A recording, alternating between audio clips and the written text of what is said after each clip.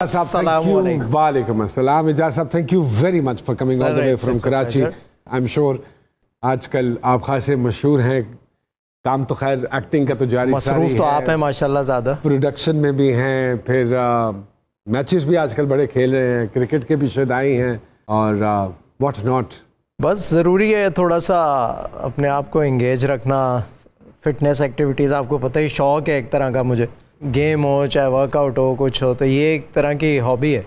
मैं इजाज़ साहब के हवाले से एक मज़े की बात बताऊं कि साहब बोल रहे हैं, अजीब लग रहा है। मेरे लिए भाई से एहतराम है, इतना पुराना साथ है। We know each other before we guys got married even, because Karachi में काम किया 92 में शुरू किया, तो तब से मैं पहली मरतबा जब कराची गया तो मुलाकात। इजाज़ साहब की एक खासियत है, ये मेरे ख्याल में इंडस्ट्री के वाहिद हैं जो पहले दिन भी ऐसे थे और आज भी बिल्कुल वैसे माशाल्लाह। कैलकुलेटेड आदमी, खुराक के हवाले से, अपनी सेहत के हवाले से, अपनी वर्कआउट के हवाले से। कई दफ़ा मैं खुद भी यार इजाज़ कुछ दस ना यार, वजन नहीं घट हो रहा की करा, बस फिर एक तफसील होती है इजाज़ साहब के पास। ऑनेस्टली सामिया जी, इतना कैलकुलेटेड आदमी मैंने खुराक के हवाले से नहीं देखा। और फिर माशाल्लाह आप देख लीजिए, वाह वाह, तो उसके भी नुस्खे हैं भाई के पास।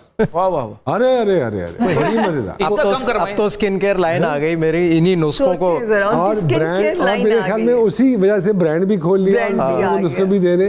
ये तो अल्लाह बख्शे मर्दों की जुबैदा आप आए। अच्छा एजाज भाई, बरकत की शादी नहीं हो रही, इसके भी नुस्खे हैं आपके पास? बताता हूँ अभी। सर इनका कोई वजन कम करें, ऐसे भाभी की जूते और गालियां खाते हैं, ये कम नहीं हो रहा। देखिए नसीब की बात है, आपको तो वो भी मैसर नहीं। इनको आपने कहा ना मर्दों की जुबैदा आपा, इनको मर्दों की मानूर बलोच भी कहा जाता है। मैंने कल खुद बोला था। वजह वो मैं एक मानूर के साथ एक प्रोजेक्ट कर रहा था अभी, तो मैंने एक पिक्चर लगाई, मैंने फैसल भी था उसमें, मैं भी था, मैंने लिखा आदमियों के मानूर बलोच असली मानूर बलोच। कितने साल हो गए इजाज़ साहब? More than 25 years. More than 25। Modelling से स्टार्ट लिया था। मुतमईन है? हाँ माशाल्लाह, जो भी किया। अब ज़रा सा चेंज हो गया है पिछले कोई 5-6 सालों में। पैटर्न ऑफ वर्क हम लोगों का थोड़ा सा सोशल मीडिया जिंदगी में ऐड हो गया है काफ़ी। उससे कोई दिक्कत हुई? नहीं, दिक्कत नहीं हुई। आपको वक्त के साथ अपने आप को थोड़ा सा मॉडिफाई यूं कहने करना पड़ता है, या उसके अंदर आना पड़ता है, सिस्टम के अंदर। तो बस टाइम वक्त जो है वो कम हो गया है, उतना ही लेकिन कम हो गया। और ऐसा हो गया कि आप मुस्तकिल कुछ ना कुछ करना है आपको, आप फारिग नहीं बैठ सकते। तो सर थोड़ी सी पेस बढ़ गई है। पहले थोड़ा सा इजी ज़िंदगी थी, अब बहुत चीज़ें होती हैं जिसको आपको लेके चलना होता है साथ। और अगर आप कोई काम कर रहे हो, बिज़नेस कर रहे हो, तो बस फिर आप हर वक्त कुछ ना कुछ कर रहे होते हैं। सो जब से मैं अपने लाइन मैंने स्किन केयर की शुरू की, तो वो तो उसमें भी हर वक्त कुछ ना कुछ नई चीज़ों पे काम करना होता है ऑब्वियसली।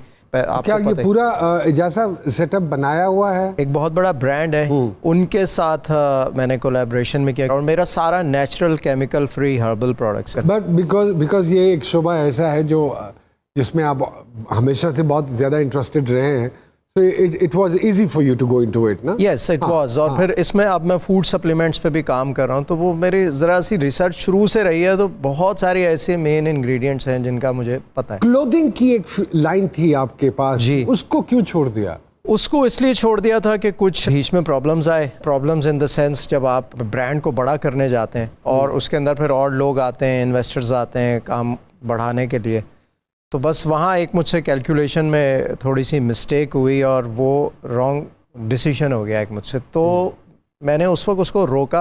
मैंने ये सोचा कि ब्रांड की रेपुटेशन ना ख़राब हो, तो उसको यहाँ रोक देता हूँ। अब मैंने रिसेंटली जब अपनी स्किन केयर लाइन लॉन्च की, तो ऑनलाइन है बेसिकली, तो उसमें फिर मैंने कहा अब ये चीज़ें ऐड करता जाऊँगा। तो दोबारा से मैंने उसमें क्लोथिंग शुरू कर दिया। हाँ, शलवार कमीज़ वगैरह से शुरू किया। अब मेरा इरादा है मैं एक्सेसरीज़, फ्रेगरेंसेज और इन चीज़ों में उसी ऑनलाइन बिजनेस को एक्सपेंड कर। और प्रोडक्शन भी आप साथ साथ प्रोडक्शन भी कर रहे हैं। प्रोडक्शन को एक साल पैसे, हालांकि अपने ही दोस्तों के पास आपके फंसे हुए हैं। बिल्कुल ऐसे ही है। हाँ। आपको तो पता ही है। हाँ। आपके खुद फंसे हुए। हाँ। फैसल कुरैशी साहब के साथ बहुत ज़्यादा दोस्ती यारी है आपकी, बहुत चोली दामन का साथ है, जैसे हमारे उज़मी भाई और बरकत साहब का बहुत गहरा एक ताल्लुक है। खुराक वो खाते हैं और लगती उनको है, नहीं सर, बरकत नाम उनका है इधर। बड़ी उधर हुई है। तो फैसल साहब के साथ भी इसी तरह अरसा गुजर गया। फैसल के साथ बहुत अच्छी दोस्ती है, क्योंकि हमने इत्तेफाक ऐसा है कि सबसे ज़्यादा अगर मैंने किसी के साथ प्रोजेक्ट किया तो फैसल के साथ किया। साहब के साथ वो जब काम अब हर वक्त इतना, और एक हमने सिटकॉम होता था हमारा मैं और तुम, वो कोई 3-4 साल चला है बस। उसके बाद फिर हमने वो ऐसा एक ब्रांड बन गया था कि उसके बाद फिर सीरियस प्रोजेक्ट्स भी हमने काफ़ी सारे साथ किए। ट्रैवल भी अक्सर कुछ चीज़ें हो रही होती हैं, अवार्ड्स हो गए, इवेंट्स हो गए। मोटरसाइकिलिस्ट भी हैं भाई साहब, बिल्कुल, वो भी साथ साथ, वो भी एक साथ वो भी शौक पाला हुआ है। पूरा ग्रुप निकलता है सर रात में वहाँ। हाँ जी, लेफ्टिनेंट से और नहीं दिन में भी निकलते दिन में, लेकिन रात में ज़्यादा आप लोग थोड़ी जी के बाद। फातिमा जी कुछ कहना चाहते हैं? सलमान सर, आपने फैसल कुरैशी सर की बात की है, पिछले दिनों उन्होंने ट्वीट किया हुआ था कि अल्लाह इन जैसा दोस्त सबको दे, तो ये क्या स्टोरी है उस ट्वीट की? बस वैसे ही उसने भी अपना एक ब्रांड लॉन्च किया है। तो अब जब कोई दोस्त यार लॉन्च करता है कोई चीज़, तो हमारा फ़र्ज़ बनता है कि हम उसको सपोर्ट करें। इस वजह से फैसल ने लगाया था कि मैंने उसको यही कहा, मैंने कहा भाई फुल सपोर्ट, जहां मैं अवेलेबल हूं और जहां तुम बोलोगे हाजिर हूँ।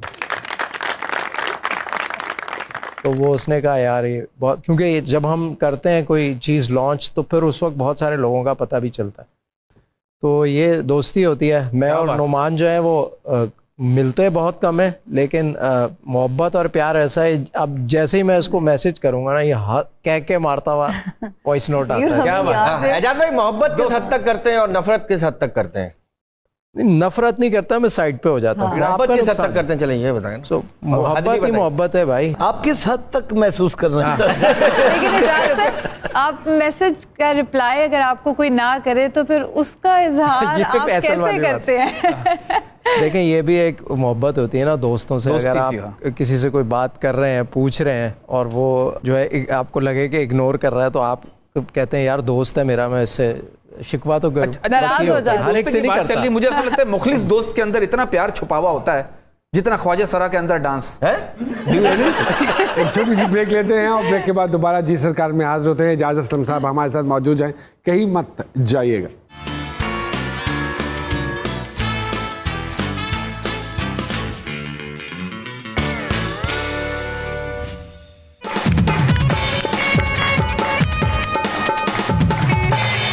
Thank you.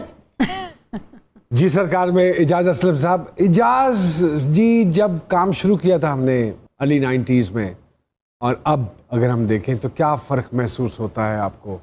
Quality of work improve की है, क्वालिटी ऑफ वर्क नीचे गई है? मुझे लगता है कि पेस में फ़र्क आ गया, क्वांटिटी बढ़ गई है। क्वांटिटी बढ़ गई है, चीज़ें बहुत फास्ट हो गई हैं, टाइम बहुत कम रह गया है, आपके पास फालतू टाइम नहीं मिलता, या यूं कह लें कि आपको रिलैक्स, जो एक वो था ना इजी माहौल में काम करना, वो चीज़ें ख़त्म हो गई। लाइफ की पेस के साथ आपको चलना, मशीन की तरह हो गया, तो तेज़ हो गई है। वैसे प्रोफेशनलिज्म आप समझते हैं बड़ा है या कम हुआ है?